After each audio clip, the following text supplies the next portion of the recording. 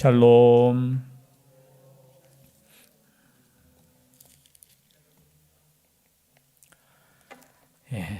혹시 영상으로 예배드리시는 가정 위에도 하나님의 은혜가 충만하시기를 바랍니다. 식사들은 하셨습니까? 제가 여러 교회 예배 시간들을 이렇게 보니까 많은 교회들이 7시 반에 하더라고요. 보니까 아마 식사 시간과 여러 가지 생각해서 하는 교회들도 있는 것 같습니다. 혹시 식사를 못 하셨으면 예배 일찍 마치잖아요, 그죠? 가셔서 더 맛있게, 또 육의 양식도 먹어야 됩니다, 그죠? 맛있게 또 드시면 되겠습니다. 오늘 말씀은 여전히 지혜의 초대라는 제목입니다. 자문 1장부터 9장을 우리가 텍스트로 이렇게 전체적으로 보통 주제를 나눌 때 봅니다. 1장부터 9장까지의 주제를 뭐라고 보통 목사님들이 말씀하시냐면 지혜의 초대, 지혜가 초대한다는 거죠. 여러분, 우리가 어떤 초대들을 받습니다. 가끔 문자에 이렇게 그런 초대가 옵니다. 어떤 초대가 올까요? 혹시 여러분 제일 많이 연락 오는 데가 어디입니까? 잘 안 오시죠? 저는 가끔 문자가 이런 문자가 옵니다. 주로의 찬석하면서 그 어디 무슨 아파트 뭐 절찬리 분양 중 뭐 하면서 이런 거 제가 한 번도 죄송한데 그 뭡니까? 아파트 짓는데 그거 미리 지어 놓는 걸 말하거든요. 모델하우스. 참 모델하우스를 제가 한 번도 못 가봤습니다. 나중에 한번 구경 한번 가보려고 하는데 그 모델하우스 초청장은 참 많이 와요. 근데 여러분, 우리의 인생에 있어서 하나님의 초청장을 받은 우리 여러분, 그냥 뭐 세상의 왕이 아니라, 그냥 세상의 대통령이 아니라, 그 누구누구의 초청장이 아니라, 죄송한데 그냥 쓸데없는 이 초청장이 아니라 하나님의 초청장을 받은 우리라는 거예요. 그런데 때로는 어떤 사람들이 이 초청장이 얼마나 귀하고 값지고 얼마나 우리의 생명인데도 불구하고 이 초청장을 때로는 그냥 휙 던져버리고 또 이 초청장을 어떻게 해요? 무시하고 자신의 인생길을 가는 거예요. 여러분, 인생은 선택입니다. 그렇죠? 그렇지 않습니까? 인생은 선택이에요. 뭐 남 탓할 것 없습니다. 우리의 인생은 우리가 어느 것을 선택하느냐에 따라서 그 인생이 결정나요.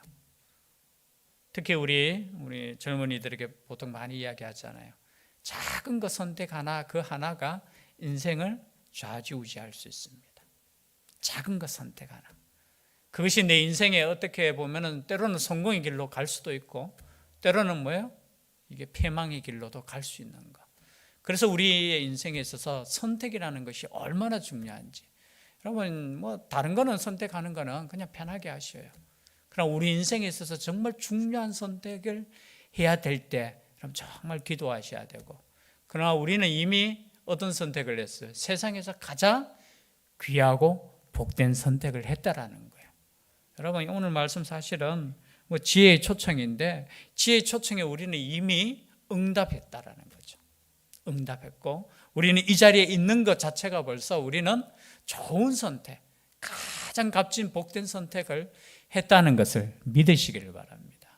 우리는 글쎄 계속해서 1장부터 9장까지가 뭐예요? 초청하는 거잖아요. 지혜에 대한 초청이지만 엄밀히 따져보면 우리가 지난주에 하지를 못했습니다. 시간 관계상 제가 그냥 한 장씩 그냥 크게 이렇게 넘어가는데요. 22절부터 8장 22절부터 말씀해 보면은 이 지혜의 나가 누구냐 보면 예수 그리스도라는 거예요. 뭐 꼭 우리가 성경 전체를 예수 그리스도의 초점에 맞춰서 보는 관점을 우리가 보통 구속사적 관점이라고 신학적인 용어가 그래요. 우리를 구속하신 것이 창세기부터 쭉 모든 것을 이제 그 시각으로 보는 관점을 구속사적 관점이라고 하는데요. 그런 관점이 아니더라도 우리가 성경을 볼 때 지혜가 뭐냐? 지혜가 뭐냐? 참된 지혜는 예수 그리스도잖아요. 그렇지 않습니까? 참된 지혜는 뭐라고요? 예수 그리스도. 요한복음 14장 6절 우리가 지난주에도 잠시 살펴봤는데요. 그죠? 내가 곧 길이요 진리요 생명이요. 여러분 진리가 뭡니까? 그게 지혜잖아요. 생명이 뭡니까? 그게 지혜잖아요. 길이 뭡니까? 하나님께로 갈 수 있는 그 길이 뭐예요? 그게 지혜잖아요. 여러분 그래서 예수 그리스도를 통해서만 그 지혜를 얻을 수 있고 예수 그리스도를 아는 것이 지혜고 예수 그리스도를 믿는 것이 지혜라는 거예요. 그것이 곧 생명이라는 겁니다. 여러분 복음이라는 것은 우리가 어떤 열심을 내어서 다른 사람들보다 최선을 다해서 누군가를 섬기고 무엇을 섬겨서 구원받고 그것이 아니라 예수 그리스도를 아는 것이 지혜라는 거예요. 예수 그리스도를 믿는 것이 지혜라는 거예요. 그래서 여러분 우리는 예수 그리스도를 믿기 때문에 이미 지혜를 얻었고 믿습니까? 얻었고 영생을 얻을 것이다 합니까? 얻었고입니까? 얻었고 여러분 여기에서 흔들리면 안 돼요. 우리는 이미 지혜를 가졌고 이미 얻었는 우리라는 거예요. 그런데 오늘 말씀에도 마찬가지예요. 그죠? 세상을 향해서 계속해서 초청하는 거예요. 지혜의 초청과 또 뒤에 13절부터 18절까지 보면은 어리석은 여인의 초청이 나와요. 미련한 여인의 초청이 나와요. 그죠? 여기에 보면은 지혜라는 단어도 남성 명사라고 했습니까? 여성 명사라고 했습니까? 제가 설교 시간에 한번 중요한 건 아니지만 이 지혜라는 단어가 여성 명사로 써요. 그러니까 이 지혜라는 단어를 여성 명사로 썼으니까 이 지혜 말고 반대되는 미련하고 음녀, 여자를 이렇게 비유하는 거예요. 비유하는 거. 꼭 남자, 여자 이런 의미라기보다는 그죠? 9장 1절에 한번 볼까요? 다 같이 한번 읽어보겠습니다. 시작. 지혜가 그의 집을 짓고 7 기둥을 다듬고 2절입니다. 짐승을 잡으며 포도주를 혼합하여 상을 갖추고 자 지혜가 초청합니다. 지혜가 초청하는데 뭘 짓고요? 그의 집을 짓습니다. 여러분 집을 짓는데 어떤 집이냐? 기둥이 몇 개라고요? 7 기둥. 여러분 히브리인들은 참 7이라는 숫자를 좋아하고 우리도 좋아하잖아요. 그죠? 7. 근데 7 기둥, 여러분 집이 7 기둥이라면 작은 집입니까? 큰 집입니까? 이거 어떻게 아셔요? 보통 보면 유대인들은 기둥이 없어요. 집을 그냥 벽이 기둥이야. 집도 별로 안 크기 때문에. 그러면 기둥이 있다라는 것은 그 집 자체가 굉장히 큰 거거든요. 보통 기둥하면 4개의 기둥이잖아요. 그죠? 4개 핵심되는 기둥이에요. 그런데 7 기둥이라는 것은 그만큼 튼튼하고 그만큼 크다는 거예요. 지혜가 집을 지었는데 지금 이게 약간 은유적인 표현이죠. 큰 집을 짓고 안전한 집을 지었다라는 거예요. 이 집이 뭐겠습니까? 영적으로 말하면 예수 그리스도예요. 여러분 반석이신 예수 그리스도 위에 집을 지어야 된다는 거예요. 그런데 그 지혜가 예수 그리스도 위에 집을 지었는데 7 기둥으로 지었다는 거예요. 요한계시록 보면 7 교회 나오고 7이라는 숫자가 많이 나오잖아요. 그것처럼 이 지혜가 7 기둥을 다듬고 그죠? 이렇게 잘 지어놓고 또 짐승을 잡습니다. 포도주를 혼합합니다. 이 포도주가 나왔습니다. 그죠? 짐승이 나왔어요. 여러분 잔치할 때 과거 유대인들이 잔치할 때 빠져서는 안 될 게 뭡니까? 고기와 포도주예요. 포도주. 근데 포도주도 그냥 포도주가 아니라 혼합하여 상을 갖추고 이 혼합한 포도주. 물론 이 해석에 따라서 원문에 따라서 조금 달라질 수 있어요. 잘 이렇게 혼합을 잘 시키는 것. 그 술과 그러니까 포도 원즙과 그 물과 때로는 알코올을 혼합을 잘 시켜서 우리로 표현하면 그냥 그냥 싼 포도주가 아니라 아주 고급된 포도주를 준비했다는 이 말은 무슨 뜻이에요? 이 잔치가 정말로 잘 준비되어 있다라는 거예요. 마치 왕의 잔치, 신약에 보면 왕의 잔치를 이렇게 성대하게 준비해놓고 초청했는 것처럼 이 지혜가 그렇게 초청한다는 거예요. 그래서 우리가 초청받은 이 잔치는 그냥 잔치가 아니에요, 여러분. 왕의 잔치라는 거예요. 하나님의 잔치라는 거예요. 우리가 들어가야 될 그곳 잔치도 그렇지만 우리가 지금 누리는 이 잔치는 영적으로 보면 굉장히 풍성한 잔치라는 거예요.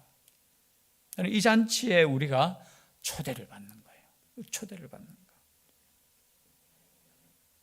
그리고 자기의 요종을 보내어 성중 높은 곳에서 불러 이르기를, 여기 요종이라는 표현을 썼는 것은 뭐냐면 나중에 보면 어리석은 여인이 등장하기 때문에 이 대조를 이렇게 하는 거예요. 그렇죠? 남종이라고 해도 상관이 없어요.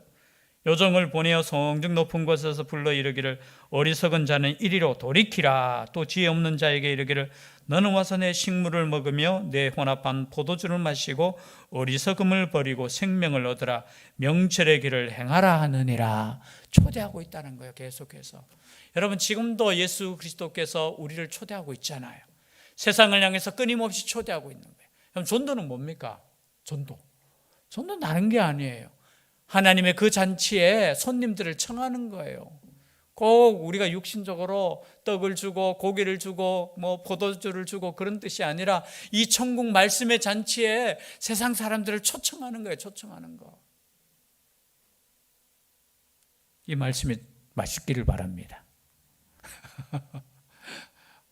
여러분, 교회 와서 밥도 맛있어야 되죠.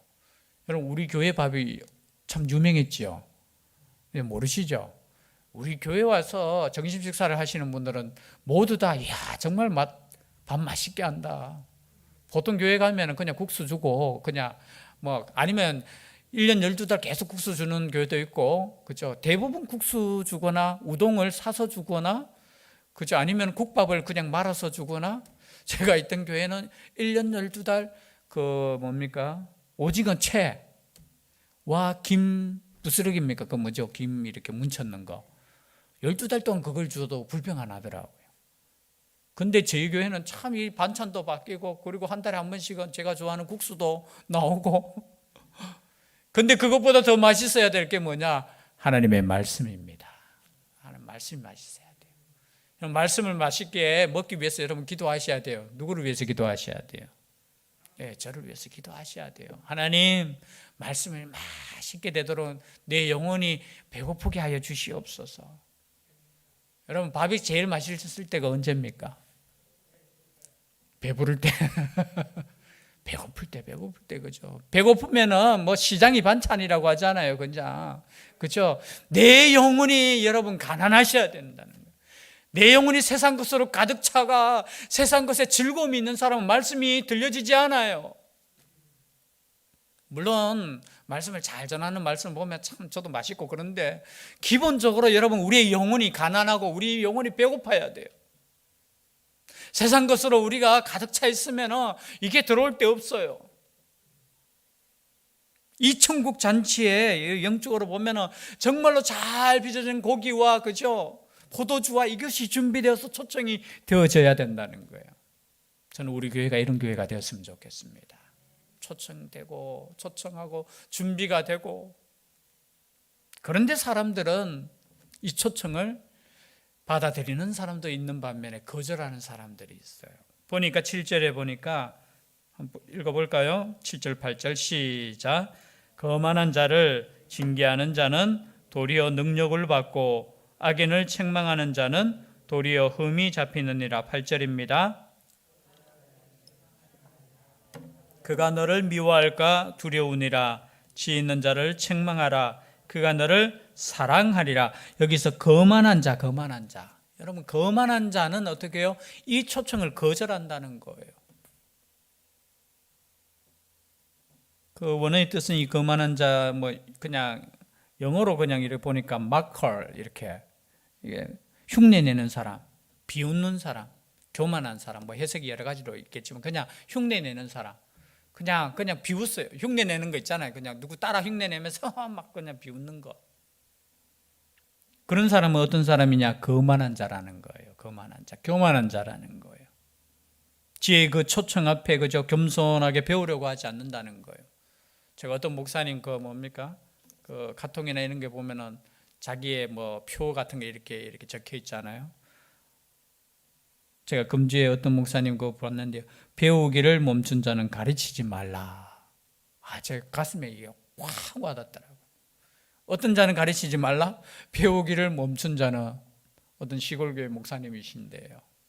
제가 그걸 보고 또 마음에 참 도전이 되더라고요. 그렇지, 맞아. 배우기를 멈춘 자가 어떤 자입니까? 거만한 자예요. 나 이제 다 알아. 복음 필요 없어요. 이 세상 살아가는데 예수님 나에게는 안 필요해요. 그런 사람이 어떤 사람입니까? 거만한 자라는 거예요. 하나님의 그 초대 앞에 겸손하게 배우려고 하는 것이 아니라 어떻게 해요? 배우지 않아도 된다. 배울 필요 없다. 그죠? 지난주에 제가 말씀드렸지만 그죠? 왕의 혼인잔치에 초청을 했는데 사람들이 핑계가 얼마나 그럴듯했습니까?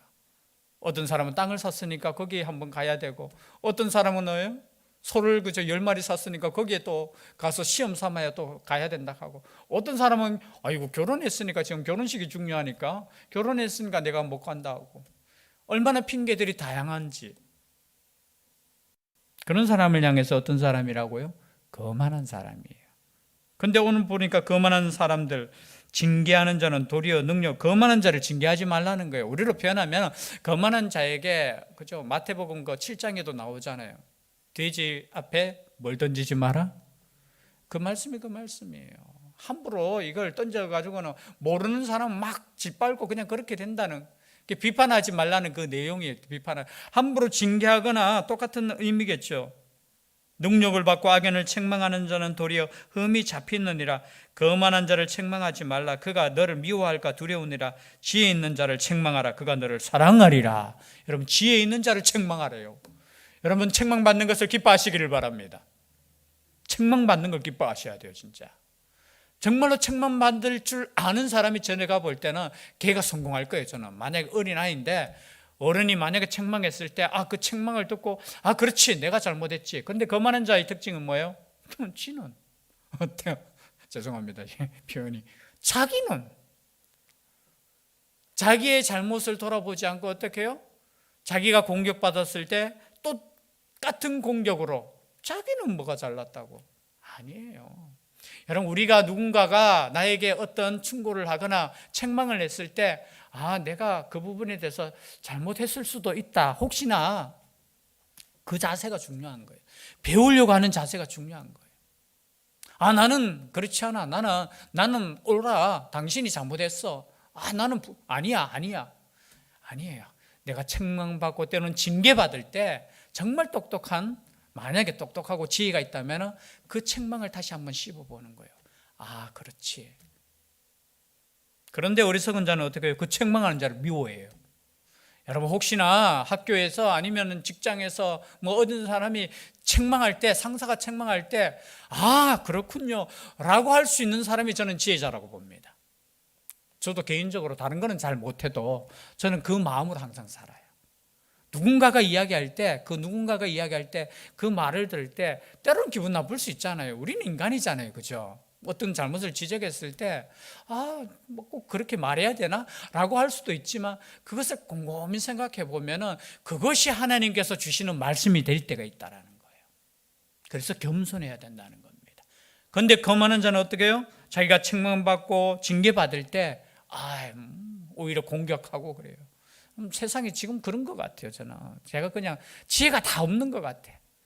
그냥 겸손했으면 좋겠고요. 물론 형식적으로 그냥 겸손한 척이 아니라 정말로 다른 사람의 충고를 받아들일 수 있고, 그죠? 하나님의 말씀을 우리가 받아들일 수 있다면 그 사람이 지혜로운 사람이에요. 그런데 거만한 사람은 이 초청을 거절하는 거예요. 그러면서 10절 말씀이죠. 한번 거의 외우는 말씀이죠. 함께 읽겠습니다. 시작. 여호와를 경외하는 것이 지혜의 근본이요 거룩하신 자를 아는 것이 명철이니라. 여러분, 이 말씀을 우리가 흠정력이라고 하죠. 킹 제임스 버전이라고 영어를 우리로 그냥 그대로 해석하면요, 주를 두려워하는 것이 지혜의 시작이요 거룩한 것들을 아는 것이 명철의 시작이니. 여러분, 똑같은 해석이에요. 우리가 하나님을 경외한다는 것은 뭐냐? 하나님을 두려워한다는 거예요. 여러분, 하나님을 그냥 무서워 이게 아니라 하나님을 하나님답게 여러분 경외하시기를 바랍니다. 하나님을 하나님답게. 사랑의 하나님이시지만, 그렇죠? 우리와 함께 하시는 하나님이시고 우리의 아버지시지만, 옛날에 우리 아버지들은 참 제가 볼 때는 권위가 있었어요. 그냥 우리 어릴 때 물론 그런 거 있겠죠. 옛날 약간 유교적인 그런 부분도 있을 수는 있겠지만, 그저 아버지라고 하면은 참 말도 우리가 함부로 잘 하지 못하고, 어머니 할 때는 어떻게 해요? 조금 쉽게 대하는 분이 있어요. 저도 엄마 제가 우리 어머니 돌아가실 때까지 엄마 그랬어요. 그 형님들이 조금 저한테 야단친 적 있어요. 네가 아직도 몇 살인데 엄마가 뭐냐? 어머니라고 해야지. 근데 저한테는 엄마야. 왜? 제가 막내니까. 그런데 아버지한테는 아빠 한 번도 못했어요. 아버지 존댓말 써줘야 돼요. 근데 그게 권위라는 거예요. 뭐 외적인 권위라고 하지만 하나님 아버지도 마찬가지예요. 과거에 그런 아버지에 대한 권위가 있으니까 우리가 옛날에는 좀 더 아버지, 하나님 아버지 하면 조금 우리가 두려운 마음으로 이렇게 나가는데 요즘은 아버지 하면 그냥 아빠야. 그러니까 평안하고 친근함은 있는데 때로는 두려움이 떨어질 때가 있어요. 여러분, 여호와를 경외하는 것, 여호와를 두려워하는 것이 지혜의 근본이라는 겁니다. 세상 두려워할 거 없습니다. 세상에 우리가 때로는 어떤 위치에 있다 할지라도, 정말로 위기에 있다 할지라도 여러분 그 상황 두려워할 거 없어요. 우리가 진짜 두려워할 것은 하나님 아버지. 하나님 아버지. 그 하나님 아버지만 우리가 두려움으로 섬긴다면 여러분 세상 두려워할 거 없어요. 진짜 두려워할 분은 오직 하나님 아버지. 그런데 우린 때로는 어떻게 해요? 세상을 두려워할 때 있고, 세상을 무서워할 때 있고, 세상 눈치 볼 때 있고. 지혜가 주는 유익이 있죠. 11절 12절입니다. 시작. 나 지혜로 말미암아 내 날이 많아질 것이요 내 생명의 해가 네게 더하리라. 네가 만일 지혜로우면 그 지혜가 내게 유익할 것이나 네가 만일 거만하면 내 홀로 해를 당하리라. 그럼 지혜와 거만, 이 두 가지가 지금 계속해서 반복되고 있습니다. 지혜의 반대는 뭐예요? 거만이라는 거예요. 교만이라는 거예요. 비웃는 거는. 그런데 13절부터 또 초청이 있습니다. 어떤 초청이냐? 간단하게 살펴보겠습니다. 13절 보니까 미련한 여인이 떠들며 어리석어서 아무것도 알지 못하고, 미련한 여인이 이제 초청하는 거예요. 이제 꼬시는 거예요. 미련한 여인이 떠들며 어리석어서 아무것도 알지 못하고 자기 집 문에 앉으며 성읍 높은 곳에 있는 자리에 앉아서 자기 길을 바로 가는 행인들을 불러 이르되. 자, 보십시오. 지혜도 지금 초청하고 있는데 반면에 이 세상에서는 누가 또 초청해요? 초청이 아니죠. 누가 유혹해요? 여기에 보면 미련한 여인인데 앞에는 음녀라고 되어 있어요. 음녀가 유혹해요. 자기 길을 가는 행인들을 붙잡아서. 여러분, 영적으로 보면 이단도 마찬가지잖아요. 믿음으로 가는 사람들을 어떻게 해요? 꼬시는 거예요. 자기 길을 가는 사람. 여러분, 믿음의 길을 가는 사람을 이렇게, 그죠? 초대교회 때부터 거짓 선지자들, 그죠? 이단들은 그렇게 꼬시는 거예요. 자기 길을 바로 가는 행인들. 여러분, 이 유혹에 빠지면 안 돼요. 비슷해요. 여인의 유혹, 그리고 여인의 초청, 여종의 초청. 비슷한데, 성문에 앉은 것도 비슷해. 높은 곳에 가서 비슷한데, 여러분 쏘으면 안 돼요. 어떻게 하느냐? 어리석은 자는 이리로 돌이키라. 또 지혜 없는 자에게 이르기를 도둑질한 물이 달고 몰래 먹는 떡이 맛이 있다 하는도다. 여러분 이 말 들어보시죠. 이 성경에는 나오는 말이에요. 17절 다 같이 한번 읽어볼까요? 시작.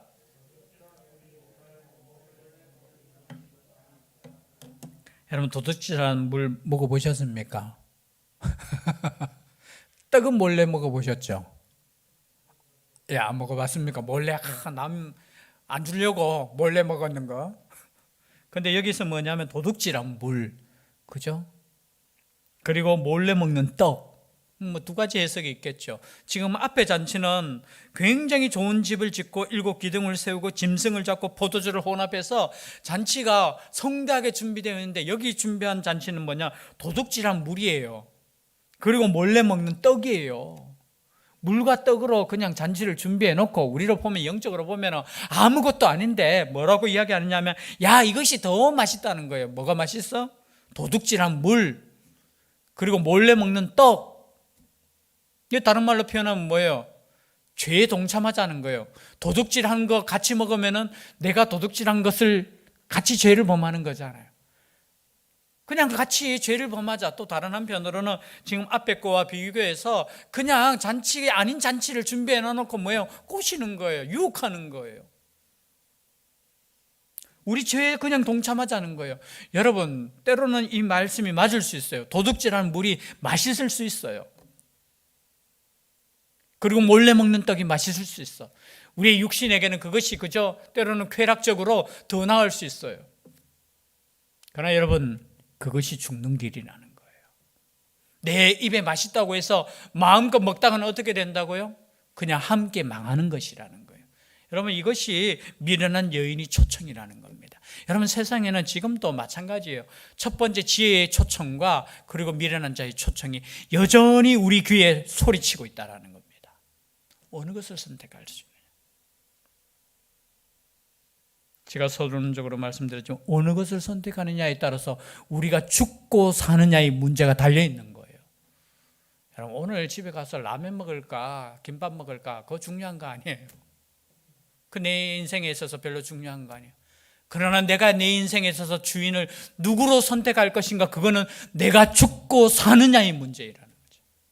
그 이상 오늘 말씀에 보면은 내가 지혜를 선택하면 내 날이 많아질 것이요 내 생명의 해가 더해질 것이다. 우리는 잘 선택한 줄 믿습니다. 뭐 세상 사람들이 너 뭐 교회 가서 뭐 하노? 그런 소리 가끔 듣죠. 아이고, 집에서 그냥 쉬지 뭐 그렇게 가가지고 그 기도 하나 안 하나 똑같은데, 그런 말 들릴 거예요. 아니, 우리 자신이 스스로 때로는 속으로 이야기할 때 있을 거예요. 뭐 교회 가면 뭐 하노 이 시간에? 주일 한번 가면 되지. 주님께서는 그렇게 말씀하시지 않아요. 주님께서는 오라는 거예요. 와서 지혜를 얻으라는 거예요. 와서 함께, 나와 함께 하자는 거예요. 여러분, 이 말씀을 하나님의 초청이라고 믿으시기를 바라요. 네, 하나님의 초청. 우리는 하나님의 초청을 받은 귀한 사람들이다. 그 초청에 응할 것이냐, 아니면 세상 그 별로 쓸데없는 거기에 초청에 막 가려고 막 몸부림치는 그런 인생이 아니라 하나님의 초청에 아멘하면서 여기 오셔서 하나님의 말씀과 함께 동행하고, 또 세상에 가서 이 말씀을 자랑하고 이 초청장을 나눠줄 수 있는 요즘과 같은 그런 사명 감당할 수 있는 우리가 될 수 있기를 주의 이름으로 축복합니다.